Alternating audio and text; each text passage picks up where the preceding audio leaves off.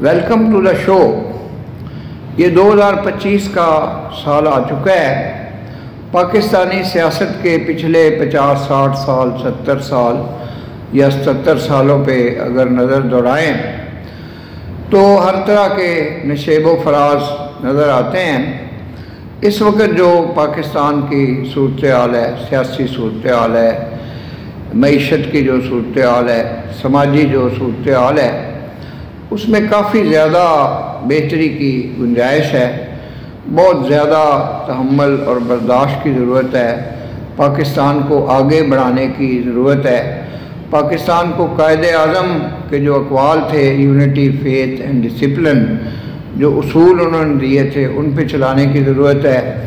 علامہ اقبال کے جو افکار و خیالات تھے، ان پہ ہمیں عمل پیرا ہونے کی ضرورت ہے۔ یہ نیا سال ہے انشاءاللہ العزیز۔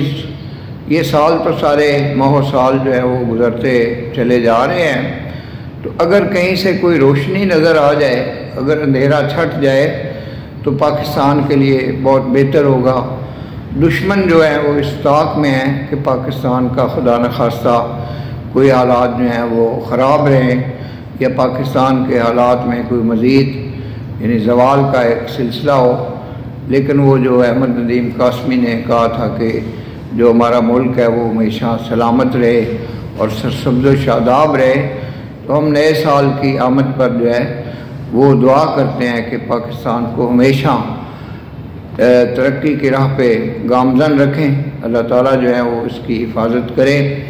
لیکن جو ہمارے مختلف طبقات ہیں، انہوں نے کوئی کسر نہیں اٹھا رکھی پاکستان میں، یعنی حالات کو خراب کرنے کی، بدتر کرنے کی اور اپنے مفادات کی تکمیل کرنے کی۔ ہر شعبہ جو ہے اس میں کوئی نہ کوئی خرابی ہے۔ جیسے وہ شاعر نے کہا تھا کہ ہر شاخ پہ الو بیٹھا ہے، انجام گلستان کیا ہوگا۔ یا ایک اور شاعر نے کہا کہ گلیاں ہو جان سجیاں وچ مرزا یار پھرے۔ تو یہ بدقسمتی ہے کہ لوگ اپنے اپنے مفادات کے پیچھے چل رہے ہیں۔ جس معاشرے میں اخلاقی اقدار باقی نہ رہیں، اصول باقی نہ رہے، ضابطہ باقی نہ رہے، قانون باقی نہ رہے، اس کا کیا کیا جا سکتا ہے؟ وما علینا الا البلاغ المبین۔ پاکستان زندہ باد۔